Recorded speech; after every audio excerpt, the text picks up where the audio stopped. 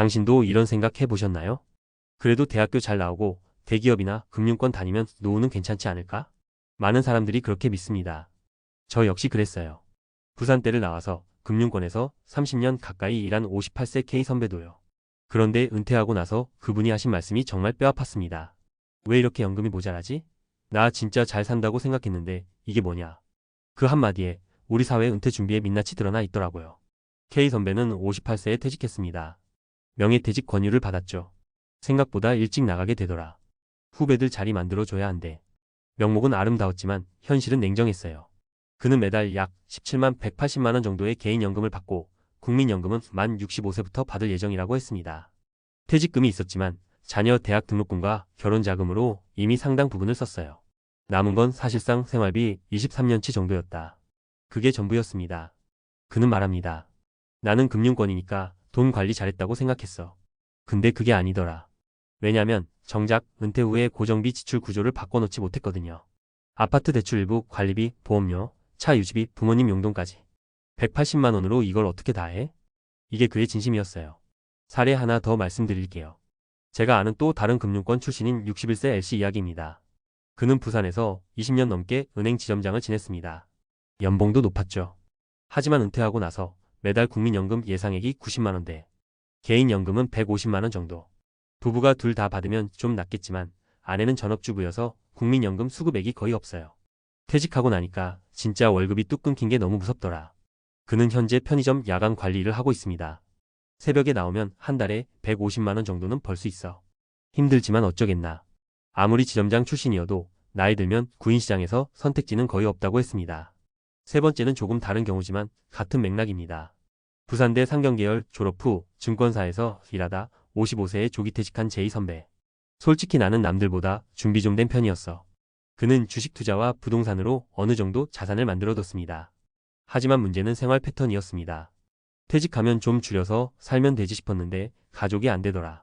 주택 유지비, 외식비, 자녀 지원비, 자동차 2대 유지비. 줄일 수 있다고 생각했는데 줄이지 못한 거죠. 결국 은퇴 5년 차쯤에 서울에 집을 처분하고 부산 변두리 아파트로 이사했습니다. 매달 필요한 현금 흐름을 맞출 방법이 없었어. 결국 자산을 깎아 먹으면서 사는 구조가 되어버린 거예요. 이 세 사람의 이야기가 낯설지 않으시죠? 그렇습니다. 명문대 나왔다. 금융권 다녔다. 돈 만져본 사람이라 괜찮을 거다. 이런 게 전혀 보장해주지 않아요. 오히려 금융권 출신이 방심하는 경우가 많습니다. 내가 돈 관리를 잘하니까 은퇴 준비도 문제 없겠지. 하지만 정작 연금 설계가 소득 대체율을 못 맞췄거나 지출 구조를 은퇴에 맞게 바꾸지 못했거나 자녀 지원이 너무 길어지면 무너집니다. K 선배가 한 말이 계속 맴돕니다. 180만 원으로 살면 되지 싶었는데 해보니까 못 살겠더라. 그게 현실이었어요. 여기서 우리가 배워야 할 게 뭘까요? 첫째, 자기 연금과 고정생활비를 구체적으로 계산해 보셔야 합니다. 대충 이 정도면 되겠지는 정말 위험합니다. 실제 생활비는 생각보다 줄지 않아요. 이 부분을 냉정하게 숫자로 계산해야 합니다. 둘째, 소득 대체율을 맞추는 전략을 다양화해야 합니다. 국민연금, 개인연금, 퇴직연금, 임대소득, 파트타임 소득 등 무조건 하나에만 의존하면 안 됩니다. 금융권 출신들도 이걸 놓쳐서 고생한 분들 많습니다. 셋째, 지출 구조를 바꾸는 게 가장 어렵고 가장 중요합니다. 특히 자녀 지원. 결혼할 때까지만이 사실상 은퇴 파산의 지름길이 될 수도 있어요. 차를 한 대 줄이는 것, 외식비 줄이는 것, 이사해서 주거비 낮추는 것. 이거 은퇴 후가 아니라 은퇴 직전에 계획하고 실행해야 합니다. K 선배가 마지막으로 한 말이 참 씁쓸했어요. 내가 30년 금융권 다니면서 남들 자산관리 컨설팅도 해줬는데 정작 내 건 이 꼴이더라. 그게 우리 모두의 미래가 될 수 있습니다. 부산대 58세 금융맨의 고백은 남 얘기가 아니에요. 우리도 지금부터 냉정하게 솔직하게 봐야 할 문제입니다.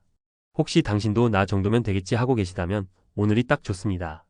지금 바로 가계부 꺼내서 연금 예상액과 지출 구조를 다시 한번 들여다보세요.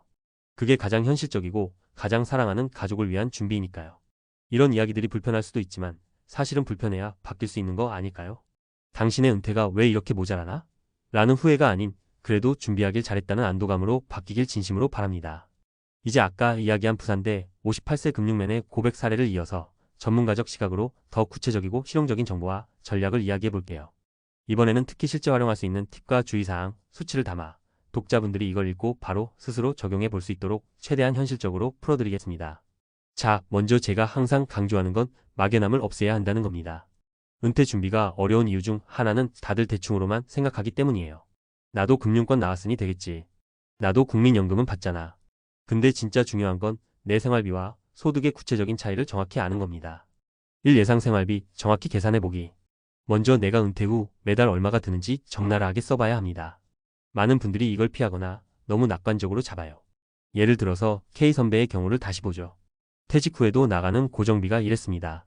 주택관리비 전기가스 수도 약 30만원, 건강보험료 지역가입자 20만원, 통신비 10만원, 보험료 본인 배우자 25만원, 차량 유지비 세금 주유 보험 정비 30만원, 부모님 용돈 명절비 월 평균 10만원, 식비 집밥 외식 조금 50만원, 잡비 의류 약값 문화생활 20만원, 합계 약 195만원, 본인이 받는 개인연금이 180만원인데 이미 적자죠.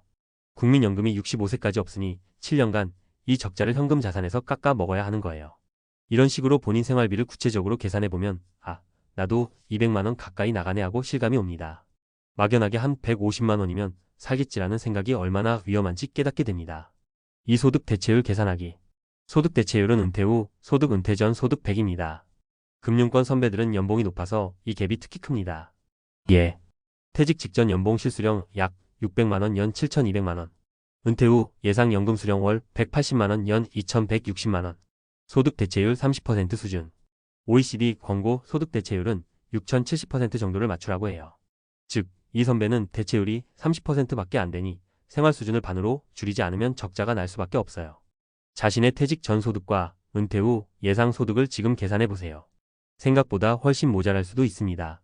3. 소득원 다각화 전략. K선배가 후회한 게 하나만 믿었다는 거였어요. 국민연금, 개인연금 외에 다른 소득원이 없었습니다. 어떤 전략을 쓸 수 있을까요? 임대소득, 소형 오피스텔 투자, 월 4,050만원 보조소득 가능. 파트타임 일자리, 편의점, 야간관리 월 150만원 추가 소득.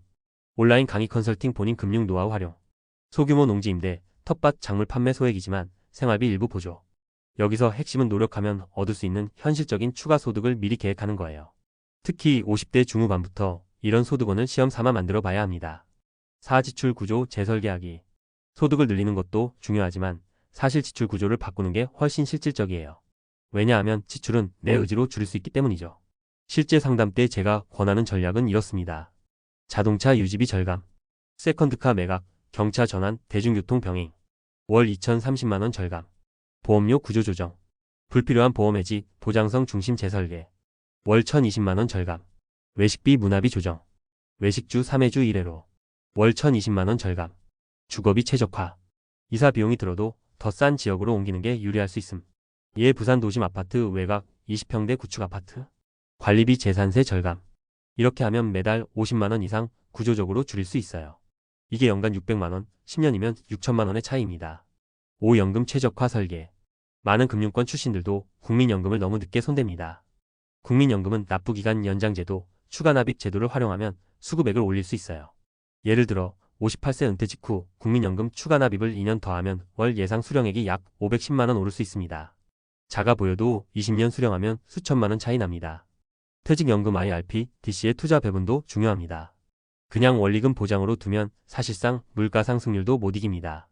채권형, 혼합형, 글로벌 ETF 분산 등으로 연 35% 수익률만 유지해도 노후자금 방어에 큰 힘이 됩니다. 6. 자녀 지원 문제. K선배의 경우도 자녀 결혼자금 지원이 가장 큰 복병이었습니다. 결혼할 때까지는 해줘야지 이 생각이 은퇴 후 파산의 지름길이 될 수 있어요. 자녀와 솔직히 상의하세요. 우리도 노후 준비가 중요하다. 우리가 다 해주긴 어렵다. 이 대화가 불편하더라도 빨리 해야 합니다.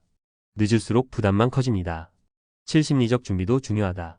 마지막으로 꼭 말씀드리고 싶은 게 있어요. 은퇴하면 돈만 줄어드는 게 아닙니다. 역할도 정체성도 흔들립니다.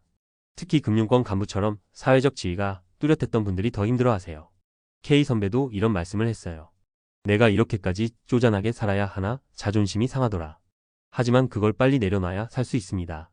사람들에게 자랑할 수 있는 은퇴가 아니라 내 가족이 편안한 은퇴를 준비해야 해요. 덜 쓰고 덜 보여주고 내 집안 살림을 지킨다. 이게 진짜 현명한 은퇴 준비라고 생각합니다. 결국 왜 이렇게 모자라나? 라는 후회가 들지 않으려면 지금 바로 계산해보고 계획 세우고 가족과 상의하고 구조를 바꿔야 합니다. 제가 이렇게까지 솔직하게 말씀드리는 건 불안하게 만들려고가 아니에요. 당신이 지금이라도 준비할 수 있게 돕고 싶어서입니다. 혹시 이 글을 읽으셨다면 오늘 저녁에 가족들과 한번 이야기해보세요. 우리 은퇴하면 매달 도대체 얼마가 필요할까? 이 질문이 바로 가장 좋은 출발점이 될 겁니다.